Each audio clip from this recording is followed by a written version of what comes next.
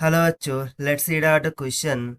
The question says the electric field of two plane electromagnetic plane waves in vacuum are given by E1 vector equals to E naught hat j cosine of omega t minus kx and E2 hat k cosine of omega t minus ky at t equals to 0. A particle of charge q is at origin with velocity of 0.8 c hat j, where c is the speed of light in vacuum. Now the instantaneous force experienced by the particle is, सो यहाँ पर simply हमें दो equation दे रखी है electric field की, और at time T equals to zero जो particle है जिसका चार्ज है क्यू वो ओरिजिन पर होता है, जिसकी वेलोसिटी हमें दे रखा है 0.8 सी हैट ऑफ जे के इक्वल। सो हमें instantaneous force experience by the particle निकालनी है। तो चलिए स्टार्ट करते हैं हम सोल्यूशन से, but before of its let's talk about the key concept which we are going to use here for this question. So सबसे पहले तो हम यदि बात करें डायरेक्शन ऑफ प्रोपिगेशन की, सो उसके लिए हमें ई क्रॉस पी इस फॉर्मूले का यूज करना होगा। एंड देन सेकंड, जैसे कि हमें इंस्टेंटेनियस फोर्स फाइंड करनी है, so by using the electrostatic force concept, force can be given by F vector, this must be equals to charge times of electric field vector. So बस इन्हीं concepts का हमें यहाँ पर यूज कर लेना है।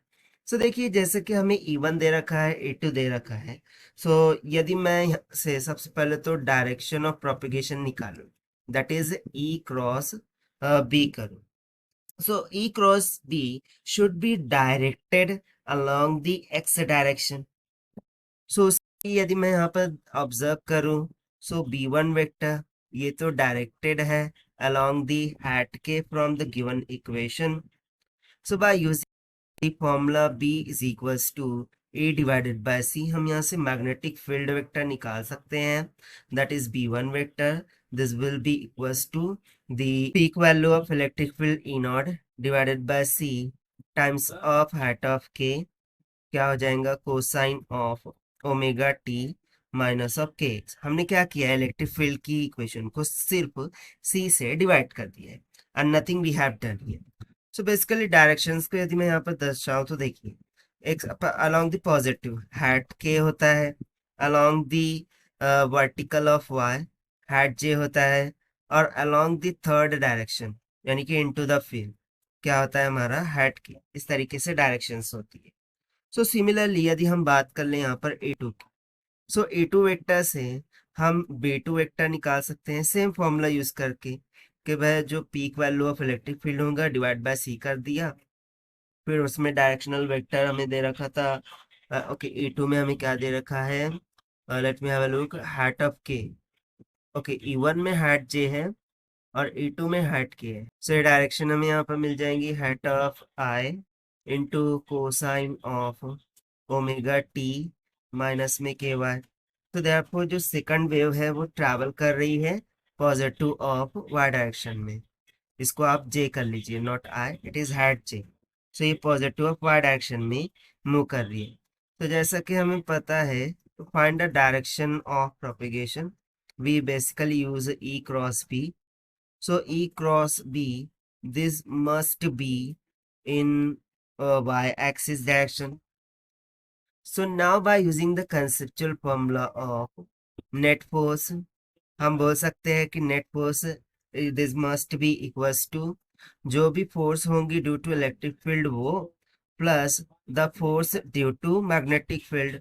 सो उसके लिए हम फॉर्मूला यूज कर लेंगे फ्रॉम लॉरेंट्स फोर्स। ओके, ये जो बेसिकली है ये हमने लॉरेंट्स फोर्स का फॉर्मूला यूज किया है, जो कि इक्वल हो जाता है the force due to electric field plus the force due to magnetic field. ठीक है, so this will be equals to charge times of, ना यहाँ पर इलेक्ट्रिक फील्ड्स तो दो कंपोनेंट है, एक तो है E1 वेक्टर, दूसरा हो गया E2 वेक्टर, प्लस में Q टाइम्स ऑफ, ना वेलोसिटी हमें दे रखा है 0.8 टाइम्स ऑफ C, और जो मैग्नेटिक फील्ड वेक्टर होगा, ओके, उसको हम यहाँ पर सब्स्टिट्यूट कर देंगे कि भाई B1 वेक्टर है और प्लस में B2 वेक्टर भी है, इस तरीके से। सो जैसा कि हमें बोला गया है कि at time t equals to 0, यदि मैं देखूं, सो x और y दोनों ही डायरेक्शंस के डिस्प्लेसमेंट यहाँ पर 0 हो जाएंगे। सो उसके अकॉर्डिंग यदि मैं कंपोनेंट्स ऑफ इलेक्ट्रिक फील्ड यहाँ से लिखूं, सो जो E1 वेक्टर है वो तो peak value of electric field के इक्वल हो जाएगा टाइम्स ऑफ जो भी डायरेक्शनल वेक्टर होंगे जैसे कि हैट जे। सिमिलरली जो E2 वेक्टर है that will be equals to the magnitude और peak value of electric field times of hat K हो जाएगा। उस तरीके से by using the formula B1 would be equals to E not divided by C hat K हो जाएगा, और B2 vector this will be equals to E not by C hat J हो जाएगा। सो ना यदि मैं इस डायरेक्शनल वेक्टर्स को कंसिडर करते हुए अब इक्वेशन में सब्स्टिट्यूट कर रहा हूँ, सो हमारी जो नेट फोर्स है, ठीक है, नेट फोर्स का वेक्टर है that must be equals to Q times of E not हो जाएगा, क्योंकि E नॉट को मैंने कॉमन ले लिया है। सो इनसाइड ऑफ दैट क्या बच जाएगा, सिर्फ directional vectors that is hat J plus hat K, plus में Q कॉमन कर लिया, 0.8 C को भी कॉमन कर लिया, फिर E not divided by C को भी कॉमन निकाल लिया, और हैट ऑफ J बच गया। इसको हम क्रॉस प्रोडक्ट कर देंगे with directional vectors of magnetic fields that is hat K जमा हैट ऑफ J के इक्वल। सो इसको हम यदि फर्दर अब हम यहाँ पर वेक्टर्स का क्रॉस मल्टीप्लीकेशन करा देंगे। सो ये हो जाएगा Q times of E not, ठीक है। सो देखिए after doing the cross product ये तो एज इट इज रहेगा क्योंकि इसके साथ कुछ है नहीं। सो J प्लस के उसको हम एज इट इज रख देते हैं plus Q into 0.8 times of C। अब यहाँ पर देखिए क्या हो रहा होगा, अच्छा C से C तो कट गया यहाँ पर, तो C लेने की जरूरत नहीं है, हम डायरेक्टली मल्टीप्लाईबल ले लेते हैं। जो चार्ज होगा वो आ गया, फिर टाइम्स ऑफ E नॉट आ गया, फिर J क्रॉस के क्या हो जाएगा, I से हो गया I, then J cross I minus में के आ जाएगा, से हो गया माइनस का हैट के, ठीक है। सो चलिए अब इसको हम फर्दर सिंप्लीफाई कराते हैं।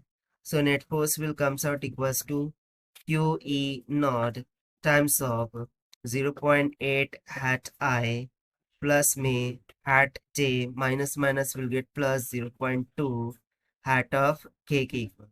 और यही हो जाएगा हमारा required answer for this question, जो कि हमने फाइंड आउट किया है by using the concept of Lorentz force.